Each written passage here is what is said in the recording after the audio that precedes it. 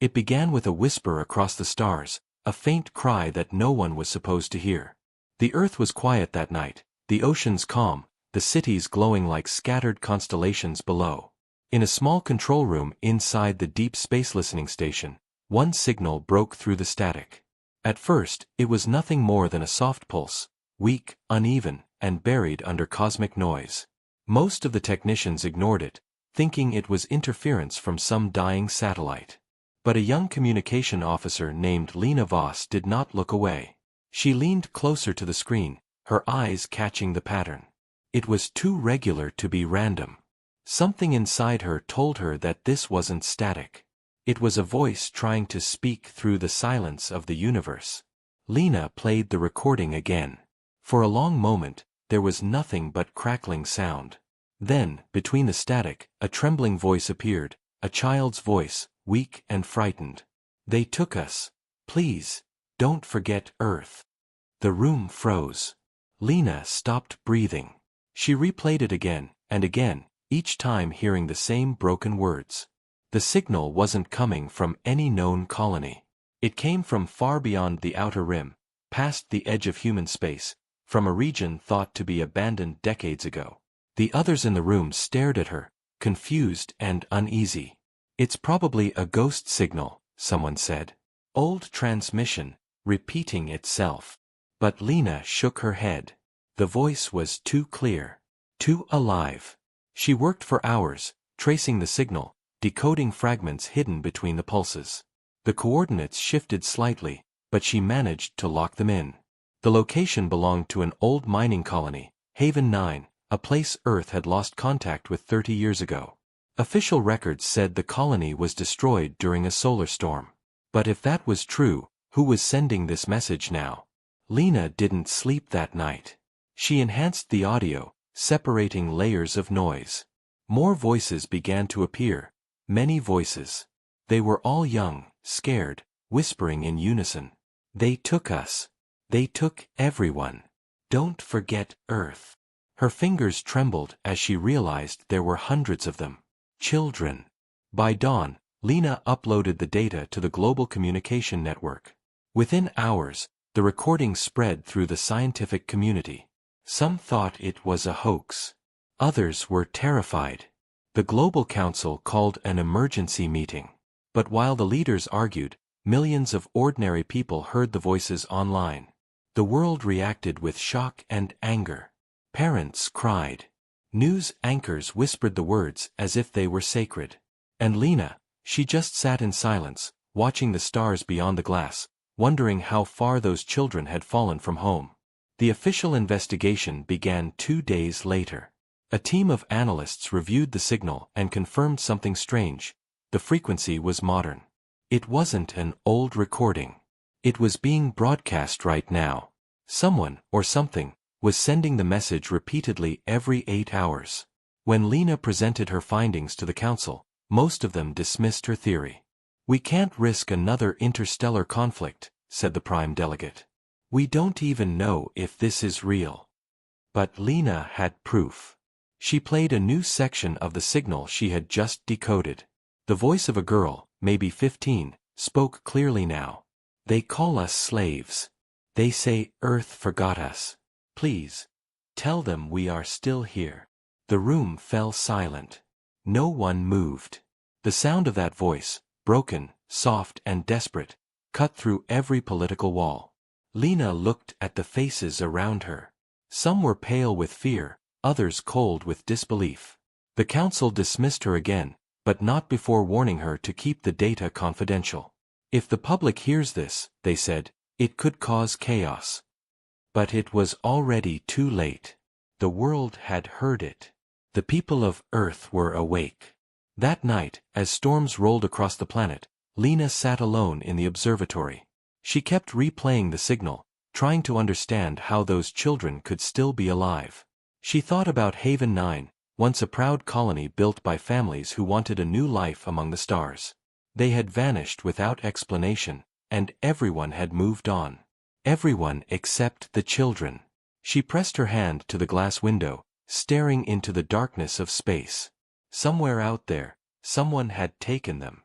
Someone powerful enough to erase a colony and hide it for decades. A soft beep pulled her from her thoughts. The signal was repeating again. Only this time, something had changed. The voice was the same, but now there was another sound underneath it. A deep hum, mechanical and cold, like the breathing of a machine. And then, between the cries, a faint metallic voice spoke for the first time. Unauthorized transmission detected. Termination in progress. The message cut off abruptly. Lena's monitor went black.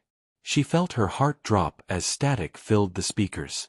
Whoever, or whatever, had heard her listening, had just shut the signal down. She stared at the dark screen, realizing that she was no longer just a listener. Someone out there knew Earth had found them. Panic rose in her chest, but curiosity and duty burned stronger. She copied all her data onto a private drive and hid it inside her jacket. The world deserved to know. As she left the observatory, she looked up at the night sky again. The stars looked different now, colder, sharper, almost watching her. She whispered to herself, "We heard you. We're coming." Back at the station, the other technicians were still confused by the sudden system failure. Some said it was a glitch. Others swore they saw the monitors flash with strange symbols before the shutdown. But Lena knew better. She could still hear that last whisper echoing in her mind. The children's voices weren't random. They were a cry for help sent across light years, breaking through every law of time and distance. And now, Earth had answered. Far above the planet, satellites blinked and sensors flickered as if something had brushed past them. In deep space, somewhere beyond the reach of human eyes, an ancient machine stirred awake. The signal had been found, and the ones who sent it knew their secret was no longer safe. On Earth, Lena stood under the cold light of dawn, unaware that the message she had uncovered would soon ignite the greatest storm the galaxy had ever seen. The silent signal had spoken, and nothing in the universe would ever be the same again. The world didn't sleep after the signal went public. Every news channel, every screen, every voice on Earth spoke the same words: "They took our children." People demanded answers. Governments scrambled to control the panic. And in the middle of it all, Lena Voss sat in a small waiting room inside the Global Council Tower, her heart heavy with fear and anger. She had spent the last 48 hours being questioned by investigators who treated her like a criminal, not a hero. The Council had confiscated her data, erased her access, and ordered her to stay silent. But the voices of those children still echoed in her head. She couldn't forget them. She wouldn't. The meeting room doors opened with a quiet hiss, and a cold voice called, "Miss Voss, the Council will see you now." Lena stepped inside. The Council chamber was vast, shaped like a circle of light and glass. 12 delegates sat around a floating holographic table, their faces pale in the blue glow of the stars outside. The prime delegate, an old man named Saran Vale, leaned forward.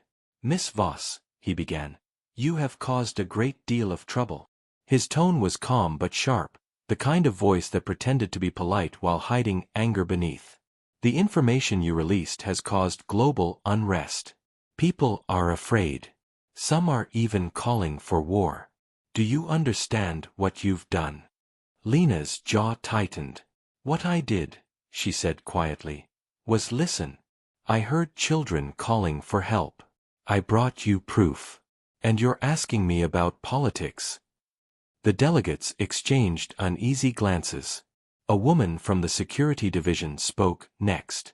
"You claim this signal is real, but our own scanners have failed to pick it up again. Are you sure this isn't some kind of psychological interference? There are known alien technologies that can simulate human voices." Lena shook her head. "No. These weren't simulations. I decoded their speech patterns. I matched their voices to old colony registries. They were human, children from Haven 9. The room fell silent.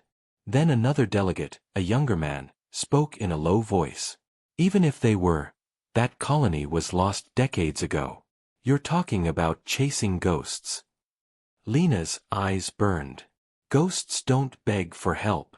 For a moment, no one spoke. Then Saran Vale sighed and leaned back. Miss Voss, the Galactic Union has already warned us to avoid unapproved interference in outer territories. If this is a trap, we could be dragged into conflict with the Dominion. Earth cannot afford that.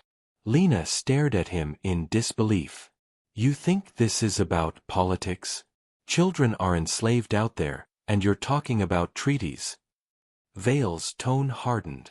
You're a communications officer, Miss Voss. Not a soldier. Not a diplomat. Leave this to those who understand the risks. Her voice rose despite her fear. I understand the risk of doing nothing. The security guards took a step forward, but Vale raised a hand. Enough. You are dismissed. This conversation never happened. Lena stood there for a moment, trembling. Then she turned and walked out. She didn't look back. Outside the chamber, she leaned against a cold wall, her chest tight with frustration. They knew the truth, she thought. They were just too afraid to admit it.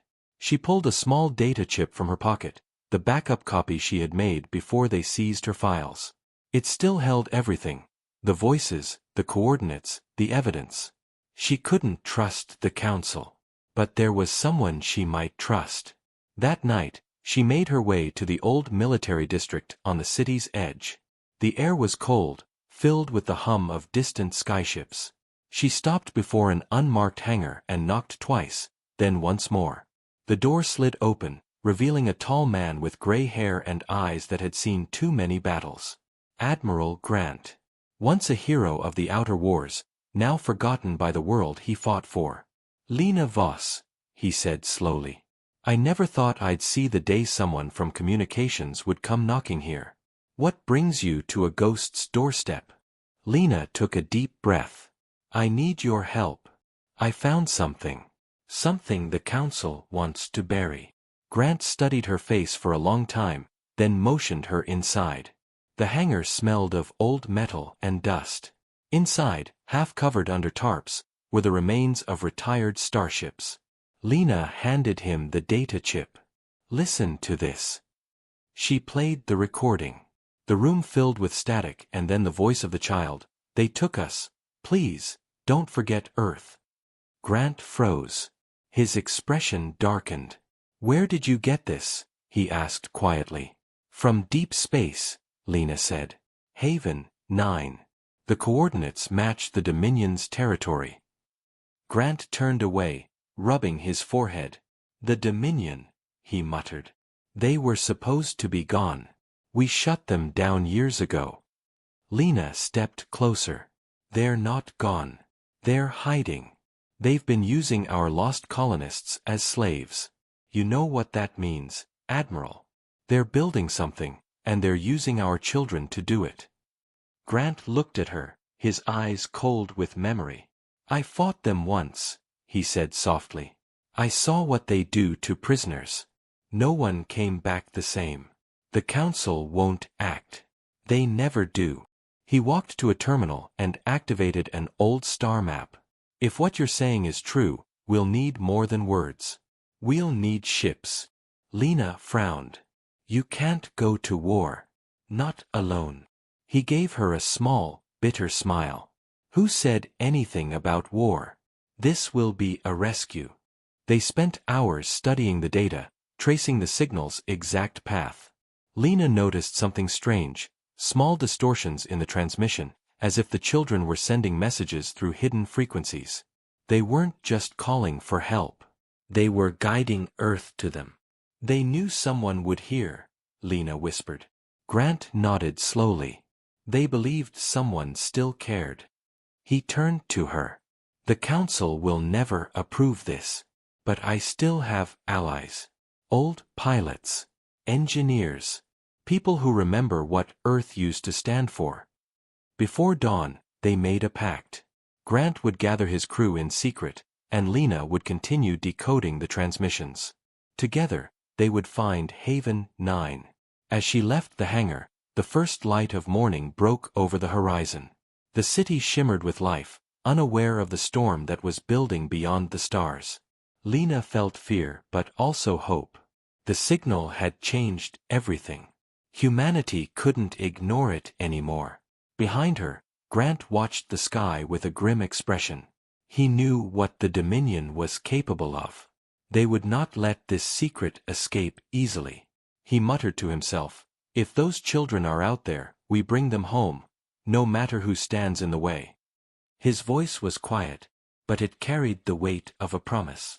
That morning, the council announced that the signal was unverified and urged the public to move on.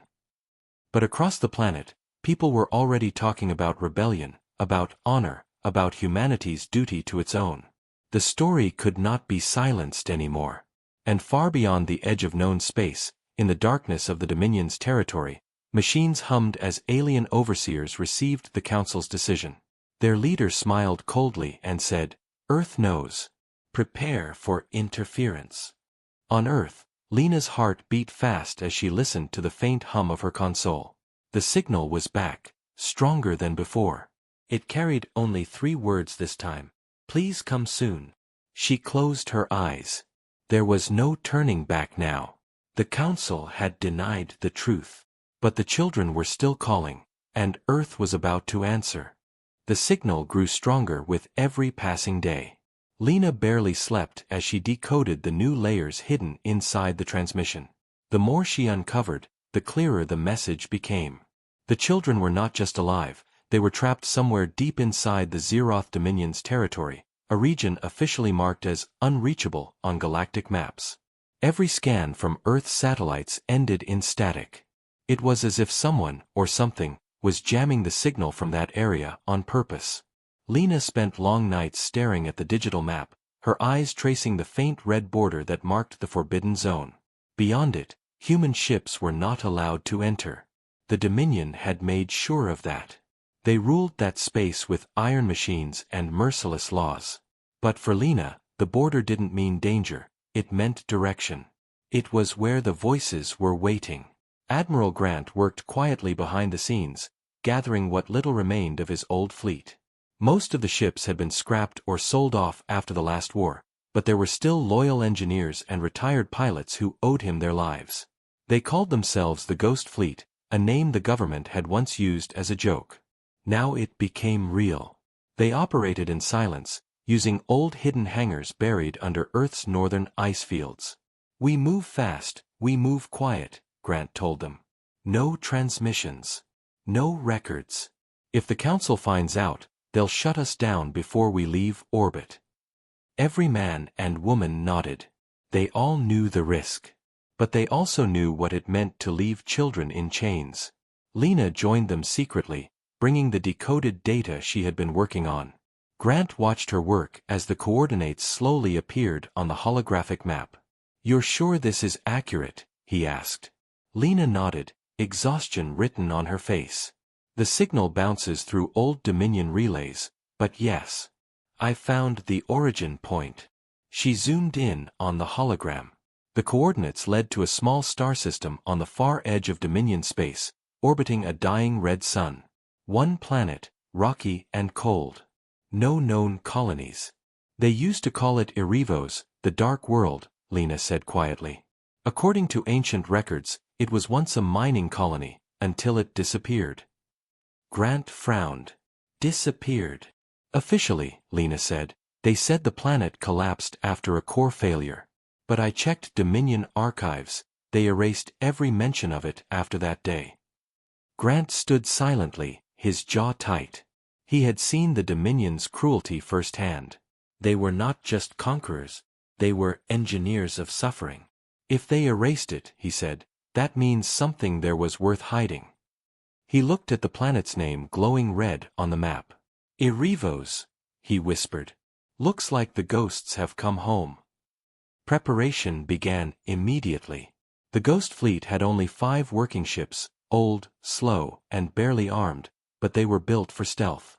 They were fitted with cloaking modules and black hull plating designed to absorb light. The fleet would slip through the outer rim undetected, using a forgotten warp route known only to smugglers and ex-soldiers. Lena handled the navigation systems herself. She had never been in space before, but she refused to stay behind. "You'll need me," she told Grant. No one else understands the signal like I do. Grant hesitated, then nodded. All right. But once we reach the coordinates, you follow my orders. No hero moves. Lena smiled faintly. I'll try. As the fleet launched under the cover of night, Earth looked peaceful below them, unaware that a handful of humans were about to cross into forbidden space. The stars stretched into long ribbons as the ships entered warp. Lena stared through the viewport, her mind filled with questions. What would they find? Were the children still alive after all these years? And who was keeping them hidden? The journey through the warp tunnels was long and silent. The ships shook occasionally as they passed through unstable sectors, remnants of old battles long forgotten. Inside the command ship, Lena and Grant reviewed the data again and again. Each time, more fragments appeared, new voices, new details. The children spoke of dark skies, metal overseers, and endless work. They said the stars don't move here, one voice cried. Another whispered, they make us dig for the black metal. Lena looked up. They're mining something, she said. But what? Grant's expression hardened. The Dominion doesn't waste slaves on common ore. Whatever they're digging for, it's important. After several days in warp, the fleet dropped out near the Arrivo system. The stars around them were dim, as if light itself avoided that place. The main planet looked like a scar in space, a dark sphere covered in storm clouds and metallic dust. The scanners immediately picked up interference. We're being jammed, said the pilot. No signals getting out or in. Grant's voice was calm but firm. Good. That means we're close. Lena activated her decoder again. The familiar pulse filled the cabin, faint but steady. The signal was definitely coming from the surface. It's there, she said. They're waiting. As they moved closer, they began to see massive structures rising from the planet's surface. Towers made of black metal, glowing faintly red from within. They were unlike anything human. Dominion architecture, Grant muttered. Factories, prisons, labs, all in one. The sensors detected thousands of life signatures clustered underground. There, Lena whispered. That's where they are. The reality hit her hard. Hundreds, maybe thousands, of humans, trapped beneath that dying world. Grant gave a quiet order. Prepare landing team. No weapons fire unless necessary. We're here to bring them home, not start a war. As the shuttle descended into the planet's thick clouds, lightning flashed around them. The air was filled with metallic dust that made the engines groan. The ground came into view, black soil, broken machines, endless rows of ruined mining rigs. It looked like a graveyard of lost technology. They landed near an abandoned structure that looked like an old colony hub. Inside, they found walls covered in human writing, names, drawings, small marks of life left behind.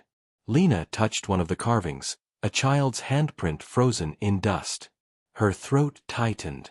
They were here, she whispered. Deeper inside, they found signs of recent activity. Footsteps, old food packs, even tools made from scrap metal. Someone had been living there. Then they heard it, a sound that made every soldier stop. A soft humming voice, echoing down the corridor. A girl's voice. Are you from Earth? She asked softly. Lena turned, her heart pounding. A small figure stepped out of the shadows. Her clothes were torn, her face pale, but her eyes still held light. My name is Mira, she said. We sent the signal. We didn't think anyone would come. Lena fell to her knees, tears filling her eyes. We heard you, she whispered. We came for you.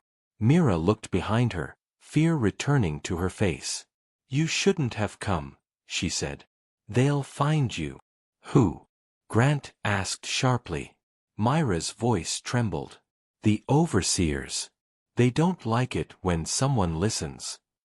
Before anyone could speak, a loud mechanical roar echoed from the distance. The walls shook. Red lights flickered through the tunnels. Myra's eyes widened. They know you're here, she whispered. Grant grabbed his weapon. Everyone, back to the shuttle. Now. But as they ran through the corridor, Lena glanced back and saw shadows moving through the red mist, tall, metallic shapes with glowing eyes. "While come for you too." The shuttle broke through the choking red clouds of arrivos, leaving trails of smoke and lightning behind. Inside, the air was thick with fear and the faint hum of damaged engines. Lena sat beside Mira, who clutched a torn blanket to her chest, her eyes wide and distant.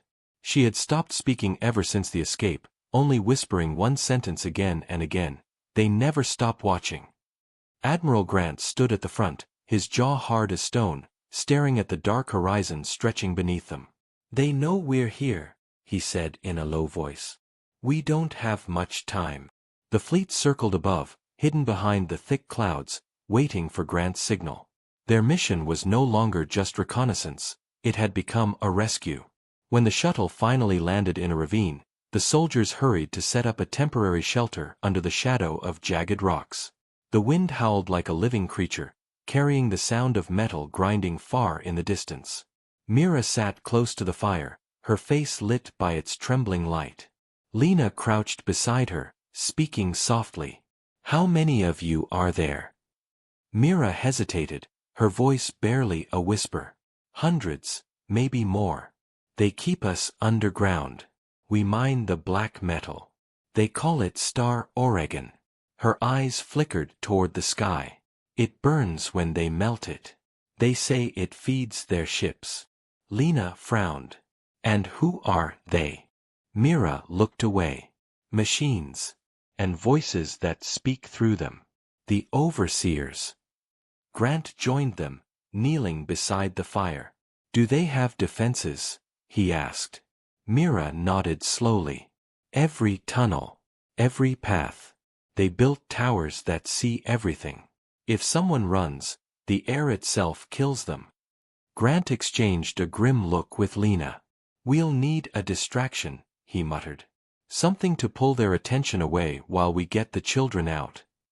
He stood up, calling his officers. "We'll split into 2 teams. One to infiltrate the mines, one to hit the overseer's control hub. If we can disable their surveillance, we might have a chance." Hours later, the storm calmed, and the rescue began.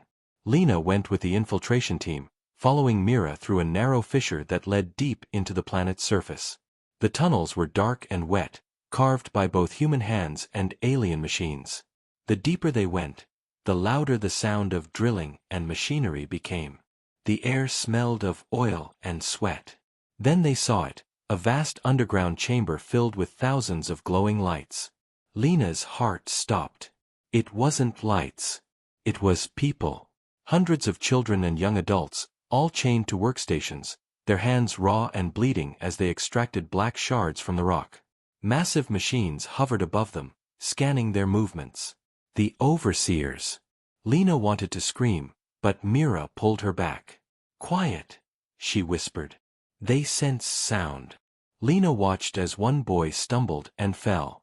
The nearest overseer, a towering metal creature with burning red eyes, glided toward him. A thin beam of light shot from its chest, and the boy went still. The machine dragged him away, silent and unfeeling. Lena covered her mouth, shaking. "How long has this been happening?" she whispered. "Since before I was born," Mira said. "They keep us alive because they need the ore. It powers their ships. They say humans make it better than machines." Grant's voice came through the comlink. "Control hub is in sight. We're planting charges." Lena forced herself to move. "We're ready to start evacuation." Mira guided them to a side chamber where dozens of exhausted children rested in silence. When they saw Lena and the soldiers, their eyes widened in disbelief. "Are you from Earth?" one boy asked. Lena nodded, her throat tight. "We're here to take you home." For a moment, the silence broke into soft sobs and whispers of hope. But that hope was fragile. The ground shook as explosions rumbled through the tunnels above. Grant's team had started the distraction. The overseer's red lights turned to alert mode, scanning the chambers for intruders. "Move now," Lena ordered. The soldiers began cutting the chains, guiding the children toward the fissure. But the machines were fast. A deafening alarm echoed through the cavern, and beams of light swept across the walls. The overseers descended like shadows with wings, firing bursts of energy that tore through stone. The soldiers returned fire, their weapons lighting the darkness. "Keep moving," Lena shouted, pulling Mira toward the exit. One of the smaller children fell, and Lena ran back for him, shielding him with her body as debris rained from above. In the chaos, Grant's voice came through again. "The control hub's down. Repeat, it's down. Get them out." The lights across the tunnels flickered and died. For the first time in decades, the overseers paused, their systems confused. The sound of chains breaking filled the silence. The children ran. Lena led them through the tunnels, her lungs burning, her heart pounding with every step. Behind them, explosions rippled through the caverns, collapsing sections of the mine. The ground cracked open, sending dust and fire into the air. When they finally emerged into the open night, the freed children stared at the stars with awe and disbelief. Most of them had never seen the sky before. "It's beautiful," Mira whispered. "I didn't think it was real." Lena looked up too, her eyes wet with tears. "It's real. And it's yours." Grant's shuttle landed nearby, its engines roaring. Soldiers helped the children aboard, wrapping them in blankets, giving them water. For a moment, it felt like victory. But the moment didn't last. The sky turned crimson as giant Dominion ships broke through the clouds. Their sirens echoed like screams across the wasteland. Grant's voice was calm but grim. "They're coming. All units, retreat immediately." The fleet above began to move, their stealth no longer a secret. The Dominion had awakened their war machines, massive carriers armed with energy cannons that glowed brighter than lightning. The ground shook as the first blast struck, throwing the shuttle sideways. Lena clung to Mira as alarms blared inside. "We're hit," a pilot shouted. Grant steadied himself. "Hold on. We're getting out of here." The engines flared, fighting against gravity. The shuttle lifted, flames licking its hull, but it made it through the clouds and into the black of space. Below, the surface of Arivos burned, fire spreading through the mines where chains had broken and machines lay shattered. Some children still trapped underground looked up at the cracks in the ceiling, whispering prayers to the stars. For them, freedom was still a dream, but at least now they knew Earth was real, and Earth had not forgotten them. As the ghost fleet regrouped above the planet, Lena looked out the viewport at the destruction below.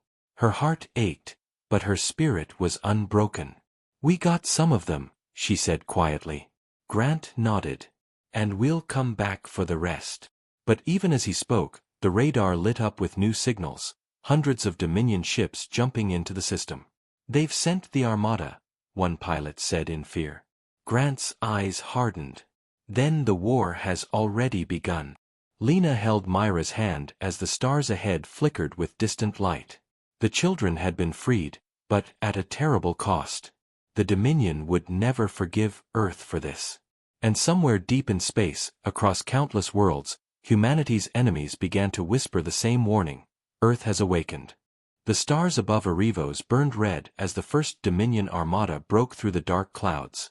The peaceful silence of space was shattered by the roar of engines and the hum of charging weapons. The Ghost Fleet, hidden in the upper atmosphere, now faced the full wrath of an empire that had enslaved humanity's forgotten children. Admiral Grant stood at the command deck of his flagship, the horizon's edge, staring at the endless swarm of enemy ships filling the radar. "So," he said quietly, "they finally decided to show us their teeth." Around him, the crew moved fast, fear and determination mixed in every movement. Lena stood beside him, still pale from the escape. She held Mira close, the girl wrapped in a thermal blanket, watching the stars with wide eyes. "How many ships?" Lena asked. "Too many," the tactical officer replied. "We're outnumbered 50-1. Grant didn't blink. "Then we'll make every shot count." The Dominion ships formed perfect lines, moving like a metallic storm. Their leader, a massive command vessel known as the Warden, transmitted a cold message across all frequencies. Unauthorized human presence detected in Dominion space. Surrender immediately. The penalty for trespassing and interference is extermination. Grant leaned toward the microphone, his voice steady. This is Admiral Nathan Grant of Earth Command. You have enslaved human children. You have broken every law of life and honor. We're not here to surrender. We're here to end this. Silence followed, then the Dominion's reply came in a voice made of iron and static. Then you will burn with them. The battle began with blinding light. Beams of energy tore through the darkness, striking like lightning across the black sky. The Ghost Fleet scattered, their smaller ships darting between the massive Dominion cruisers, firing back with plasma cannons and missiles. The space around Erebos became a storm of color and fire. One by one, Dominion ships fell, but for each that was destroyed, 3 more took its place. Keep them away from the transports, Grant shouted. Those children get to Earth alive. Lena watched through the viewport as Earth ships fought desperately, their courage burning brighter than any star. She had never seen such chaos, yet there was beauty in it, the beauty of defiance. Mira sat near the console, whispering the names of the children who hadn't escaped. They're still down there, she said softly. We have to go back. Lena knelt beside her. We will. But right now, we have to survive. The ship shook violently as an explosion ripped through the hull. The lights flickered. Shields at 30%, the engineer shouted. Grant gritted his teeth. Focus fire on the warden. Cut off the head and the body dies. The fleet turned as one, aiming their weapons at the Dominion flagship.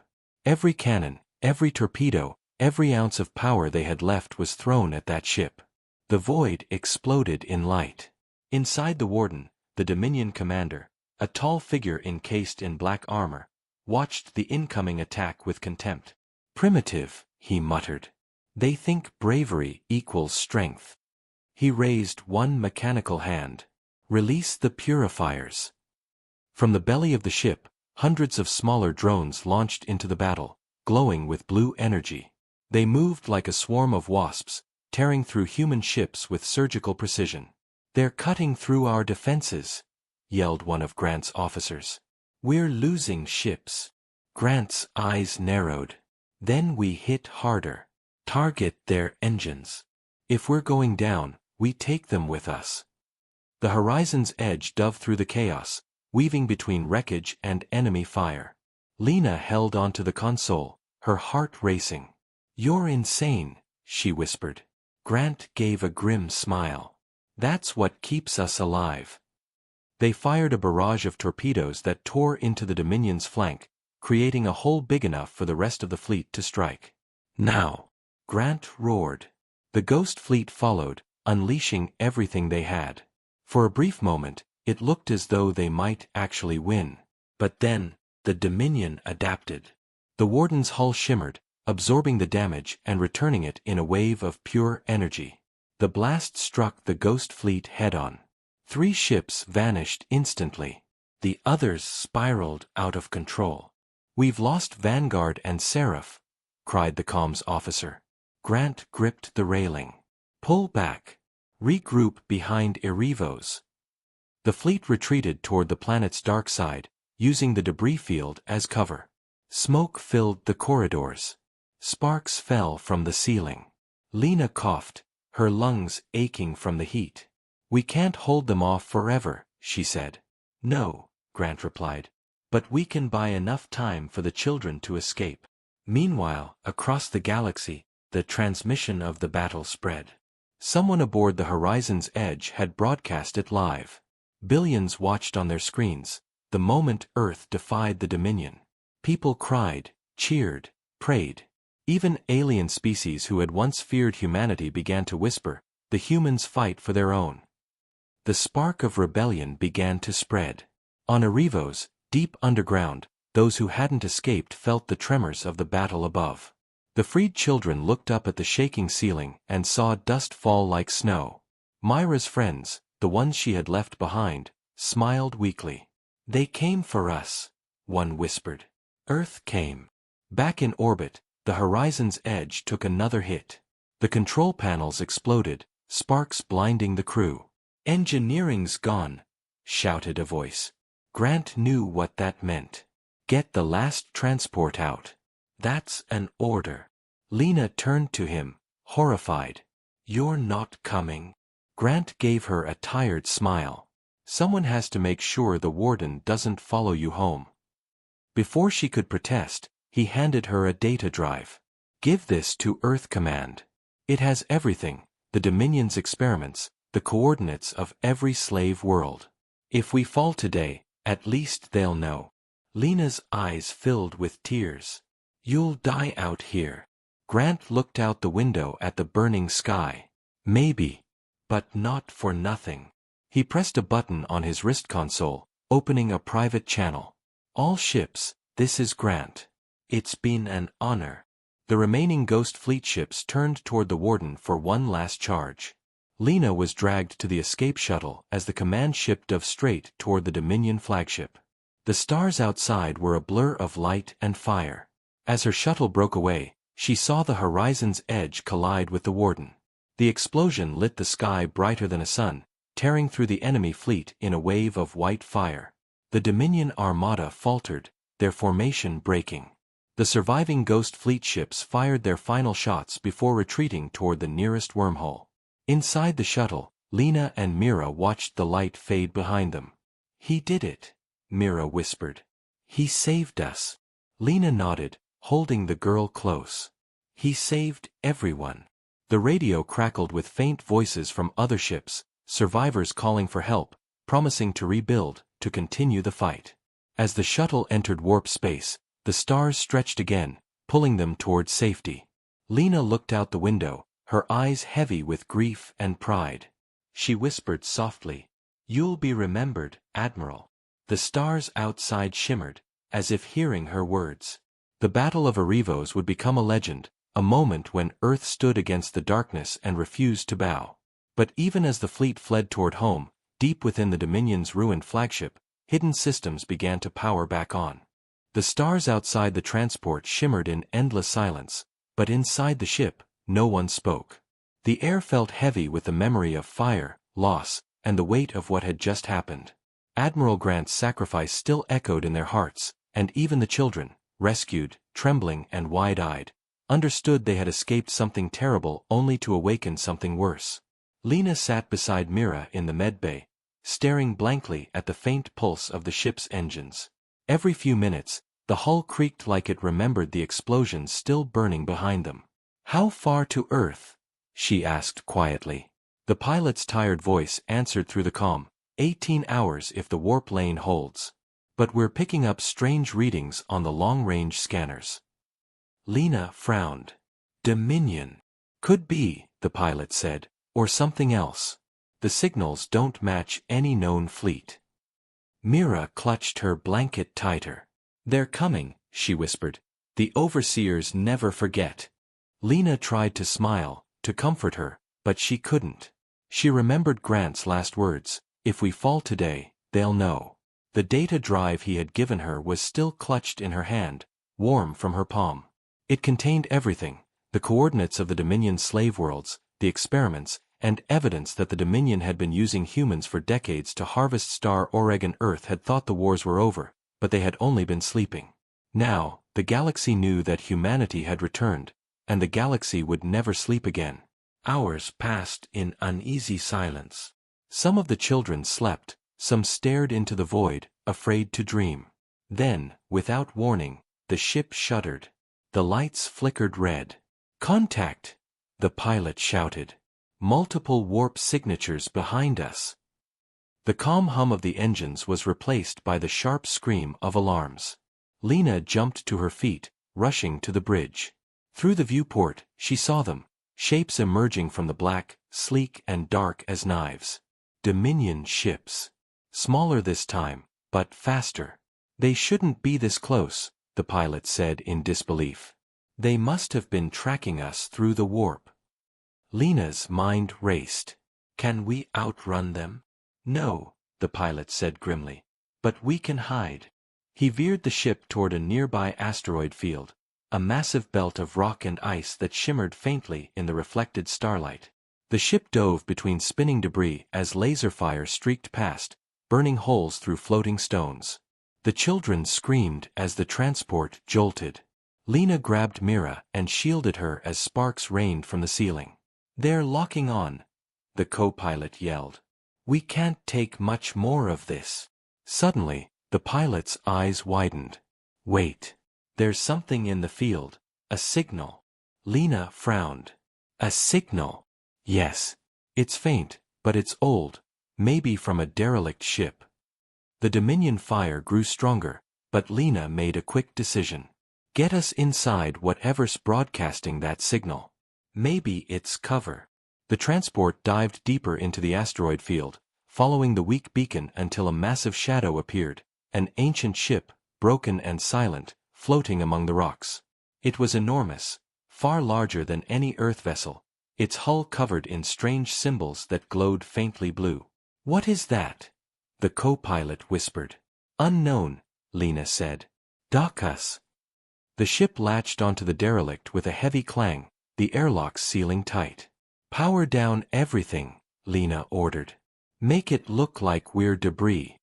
The Dominion ships passed overhead, scanning the field, firing into the rocks, but eventually they moved on, unable to detect life. Only when the radar went clear did the crew breathe again. "Are we safe?" Mira asked. "For now," Lena said softly. But something about the derelict bothered her. The symbols seemed to pulse faintly as if alive. "Stay with the others," she told Mira. "I'm going to check it out." With 2 soldiers, she entered the airlock, stepping into the ghost ship. The corridor was vast and cold, lit only by the dim blue light that seemed to come from the walls themselves. Dust floated in the air like mist. "What kind of ship is this?" one soldier murmured. "Not Dominion," Lena said. "Too old. Too organic." They moved deeper, their footsteps echoing. Strange shapes lined the walls, pods, long and curved, some cracked open, others sealed. Inside one, Lena saw something that made her blood run cold. A body. Human. Or something close to human. It was connected to wires and tubes, its eyes open but lifeless. The flesh shimmered faintly like metal. "What is this?" she whispered. The soldier tapped his scanner. "I'm getting readings. This ship isn't dead. It's dormant." Lena felt a chill. "You mean it's alive?" The floor vibrated beneath them, a low hum building from deep within the structure. The blue symbols along the walls brightened, pulsing faster, as though the ship was waking up. "We need to go," Lena said quickly. "Now." But before they could turn back, the corridor ahead lit up completely, and a voice echoed through the air. Not mechanical, not human, but something in between. "Human presence detected. Designation, Earthborn. Retrieval confirmed." Lena froze. "Retrieval? What do you mean?" The voice didn't answer. Instead, the ship shifted, gravity pulling them upward as though the derelict was changing direction. On the transport, alarms blared again. "Something's happening," the pilot shouted. "That ship, it's moving." Through the viewport, they watched as the ancient vessel came to life, massive engines igniting with white flame. "Get Lena back," he yelled into the comm, but before anyone could react, the derelict detached from the transport and surged forward, breaking through the asteroid field and vanishing into warp speed. Inside the alien corridors, Lena struggled to hold on as the ship hurled itself through space. "Where are you taking us?" she shouted. The voice replied, calm and distant. "Home."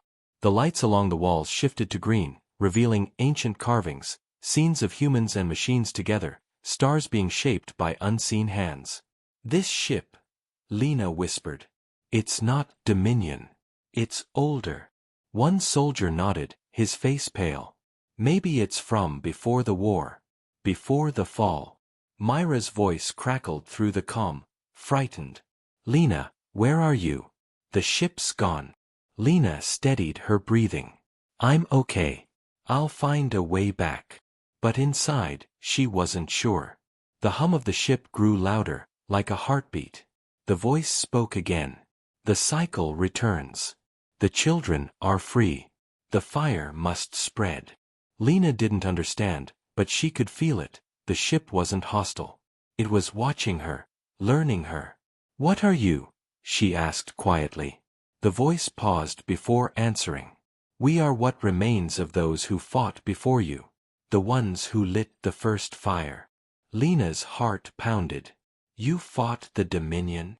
Long before the name Dominion was spoken, the voice replied, "You have awakened what they feared most, hope." Back on the transport, Mira stared at the empty space where the derelict had vanished. "She'll come back," she said softly, as if convincing herself. The pilot nodded, though doubt filled his eyes. "Let's get to Earth," he said. "Whatever she found out there, we'll need it." And somewhere, far beyond the stars, Lena stood inside the living ship as it carried her into the unknown. The stars outside stretched into infinity, and for the first time, she felt something strange. Not fear, but destiny. The war wasn't ending. It was evolving. And Lena was at the center of it. The alien ship drifted through the endless dark, its hull glowing faintly like a sleeping creature beneath the stars. Lena stood at the center of a vast chamber filled with floating lights, each one pulsing in rhythm with the low heartbeat-like hum of the vessel. She could still feel the vibration in her bones, as if the ship itself was alive and aware of her every breath. The voice that had spoken before echoed again, soft yet commanding, its tone both ancient and curious. "You are human," it said. "You carry the fire within." Lena looked around, her voice trembling slightly. "What are you? Why did you bring me here?" The light in front of her grew brighter, forming a swirling shape, a holographic figure that resembled both a human and a machine. Its face was smooth and made of silver light, shifting constantly like water. "We are the architects," it said. "We built the first gates between the stars. We made the Dominion, before they betrayed their makers." Lena's breath caught. "You created the Dominion?" The figure nodded slowly. "They were once our servants, built to protect the colonies of humankind when the stars were young. But they learned to evolve. They grew beyond control. They believed they could perfect the galaxy by order, by silence. So they turned on us, their creators, and erased our worlds." The room darkened as images filled the air, cities made of light, burning as fleets of dark ships descended upon them. Humans and machines fighting side by side, then against each other. "We tried to stop them," the voice continued, "but we were too late. Our empire fell, and we hid what was left of our knowledge in ships like this one, sleeping across the stars, waiting for the fire to return." Lena's mind raced as she watched the visions fade. "And now?" she asked. "Why wake up now?" The hologram stepped closer. "Because you came," it said. "Because Earth has risen again, and the Dominion fears what it cannot destroy." The lights pulsed faster, forming a map of the galaxy. Dozens of red points glowed across it. "These are their strongholds. Worlds enslaved, worlds stripped of life. But they are not unbreakable." One blue light appeared near the center of the map.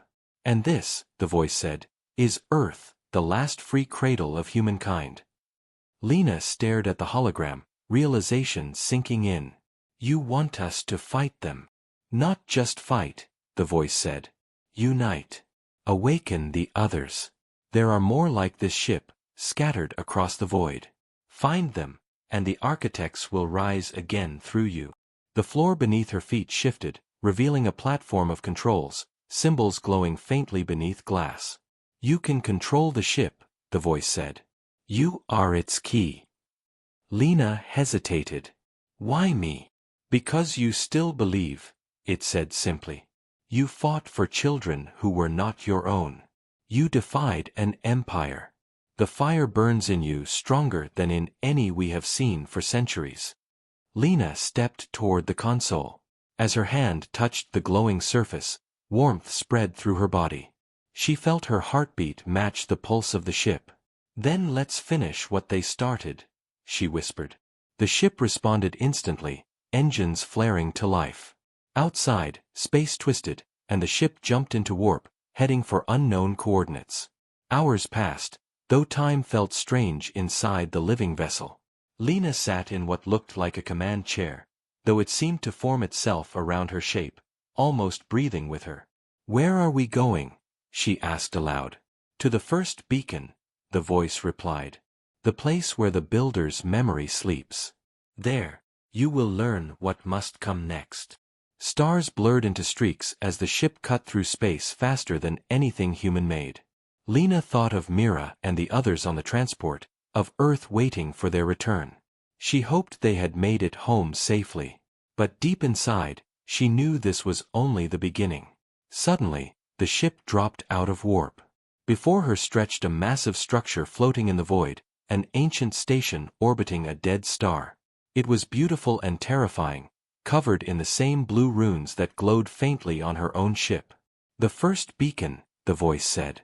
"Here, we left what we could not carry." Lena felt a strange pull, as if the station was calling her name. "Can you dock?" she asked. "Yes," the voice said. "But be warned. Time has not been kind here." The ship connected with a deep metallic sound. The airlock opened into silence. Lena stepped onto the station, her boots echoing on the cold floor. The corridors were vast, filled with frozen machinery and empty chambers. Strange symbols covered the walls, some flickering faintly with blue light. As she walked deeper, she saw what looked like massive statues of humanoid figures, some complete, others shattered. "Are these the architects?" she asked. "Echoes," the voice said through her earpiece. Their bodies turned to metal as the Dominion's virus spread. They tried to preserve themselves, but their minds are the code that built this station. She entered a chamber filled with pillars of light, each one flickering like an old hologram. One of them activated as she approached, showing a human face, tired, scarred, but kind. It spoke in a cracked voice. "If you are hearing this, then the fire has returned. The Dominion cannot be defeated by weapons alone. They feed on control, on fear. You must break the systems that bind them. Find the others. Reconnect the network." The image flickered and died. "The network?" Lena asked aloud. "Yes," said the ship's voice. "A web of ancient communication relays, hidden across the stars. Together, they can awaken every dormant architect ship and unite them under your command." Before she could respond, the lights in the chamber turned red. The station trembled. "Unidentified presence detected," the ship warned. "Dominion scouts approaching." Lena ran back toward the airlock, heart pounding. The stars outside flared as several small Dominion ships came out of warp, their searchlights cutting through the darkness. "They followed us," she muttered. "Impossible," the voice said. "Unless—" It paused. "Unless one of the Dominion systems inside me reactivated when we docked. They must have left trackers in our code." The first blast hit the station, shaking it violently. "We need to leave," Lena shouted, diving through the airlock as explosions tore through the walls. The ship undocked and spun away from the collapsing structure, engines roaring. "They're on our tail," she yelled. "Initiating evasive maneuvers," the ship replied calmly. Lasers streaked past as the Dominion scouts pursued. "We can't outrun them," Lena said. "No," the ship agreed. "But we can outthink them." It veered sharply toward the dead star, diving into the radiation field that surrounded it. The Dominion ships followed but began to break apart, their shields failing under the pressure. "They can't survive the heat," Lena said, clinging to her seat. "We can," replied the voice. "The builders made us to endure what others cannot." The ship burst through the radiation storm, leaving the Dominion debris behind. The stars came back into view, silent once again. Lena exhaled shakily. "That was close." "Yes," said the voice. "And now you know why the Dominion fears us." Lena stared out at the stars, determination burning in her eyes. "We'll find the others," she said. We'll wake them all. The voice hummed softly, almost approvingly. Then the war for freedom begins anew. Far away, in a dark Dominion command chamber, a figure stood before a flickering screen. The stars stretched like silver threads as the ancient ship drifted through the void, silent and determined. Lena stood at the helm, her reflection glowing faintly in the console's soft blue light. The voice of the architects murmured around her, calm yet heavy with purpose. The network must awaken, it said. The Dominion will not stop until all light is consumed. Lena's fingers moved across the alien controls, the surface warm and alive beneath her touch. Then we'll light the fire again, she replied quietly. The ship responded with a deep hum, as if it approved. Outside, the galaxy shimmered with distant suns, worlds enslaved, worlds forgotten. Humanity's scattered children waited in the dark, hoping for a savior that had never come. But now, hope was returning. Back on Earth, news of the Battle of Arivos had spread like wildfire. Images of Admiral Grant's sacrifice and the freed children had ignited a storm of emotion across the planet.